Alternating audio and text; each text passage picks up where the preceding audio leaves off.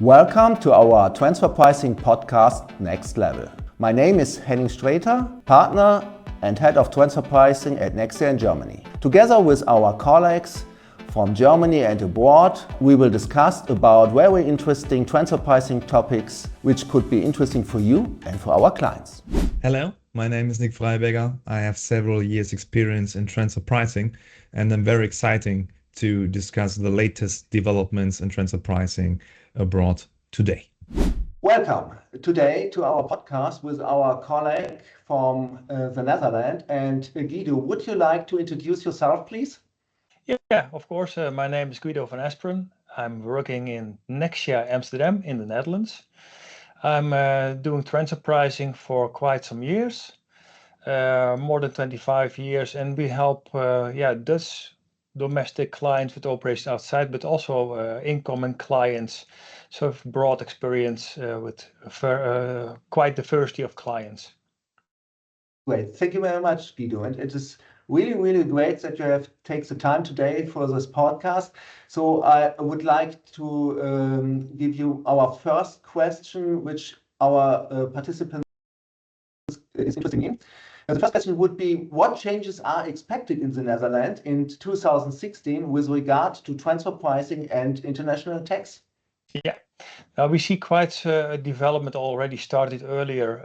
The increased involvement of other tax areas involving transfer pricing. So we see in the line of customs, but also in VAT, also in European level, that VAT inspectors or custom inspectors in the Netherlands use transfer pricing documentation adjustments for their own purpose, which is a new development and sometimes not understandable, but clients need to anticipate that.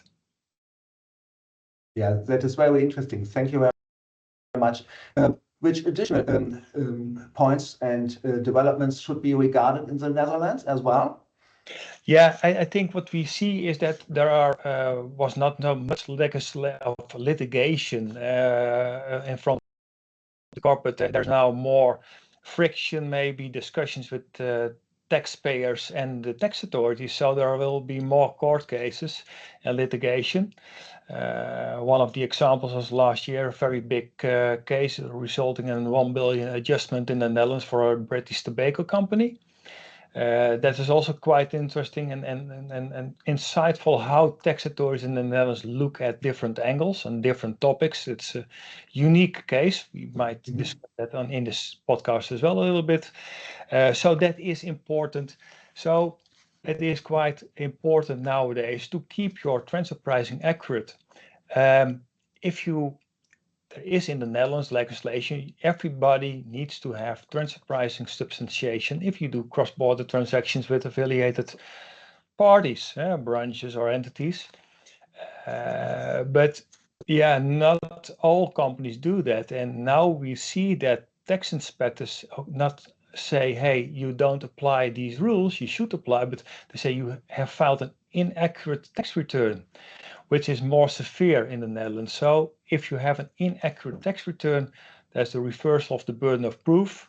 And that's all because of the fact you didn't have your transfer pricing in place.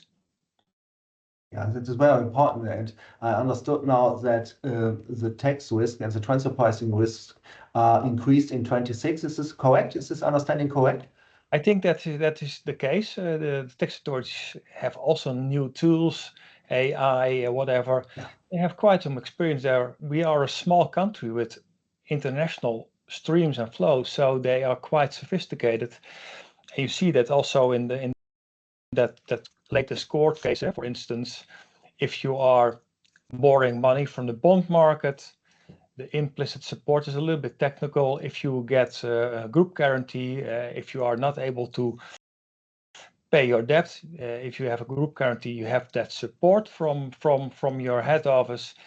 And the tax authorities in the Netherlands scrutinize any payments you need to do for these guarantee fees if they believe that the Dutch entity is quite a core entity to the multinational business.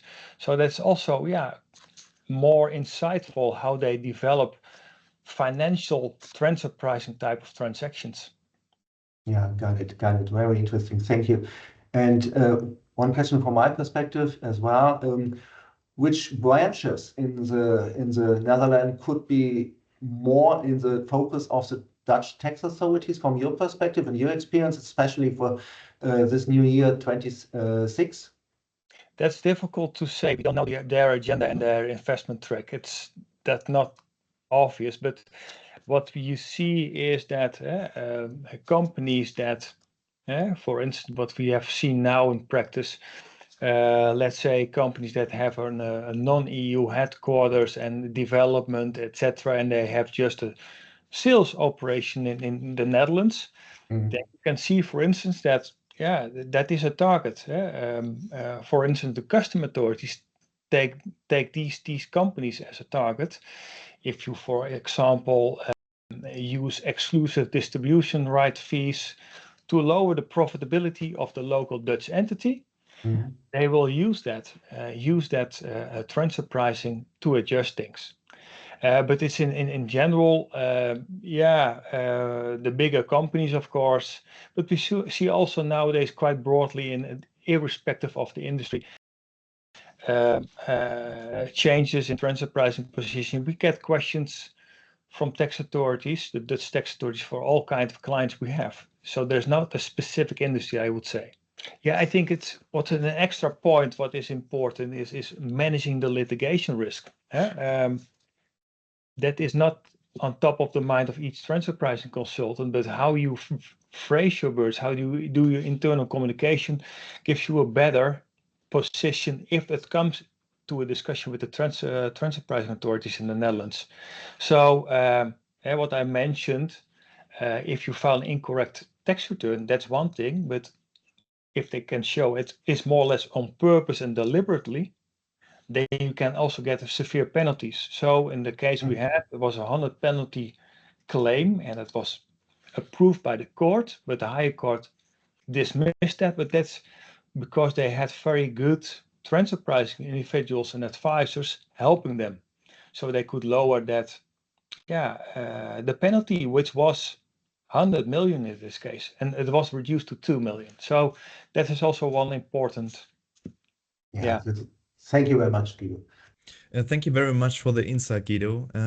Do you have any specific recommendation that you can provide for 2026 from the Dutch perspective? Yeah, it is a little bit a no-brainer. We, as transfer pricing specialists, need to be involved from the start. If there's a reorganization, we see that with COVID and later on the Trump administration introducing all these customs duties, that there is a lot of change in corporate bodies, companies of clients, because they don't want to have reliance on one supplier. You've seen it with the ship industry and the German car industry. If you're one supplier in the chain, that is difficult. So they diversify, and given the fact that there's an increased interaction with VAT and customs, I think it's really important that a VAT of transfer pricing advisor can take the lead and sit with the board with stipulating the strategy, and also align these other areas of tax practices as well, to make sure that they have a safe position and that they are have a solid defense. That is important, exactly, and thank you for your recommendations you made. I think a proactive approach would be helpful also in the Netherlands. If you, of course, agree, you are the expert in the Netherlands from next year. And I think it was very, very interesting, Guido. Thank you very much. Okay, Thank you very much, Nice Guido. Have a nice day. Bye-bye. Bye.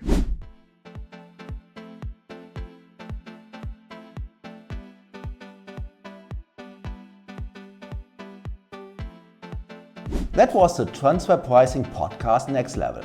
Thank you that you joined this podcast series. We would be happy if you will follow this channel and join the next Transfer Pricing podcast as soon as possible. Thank you very much.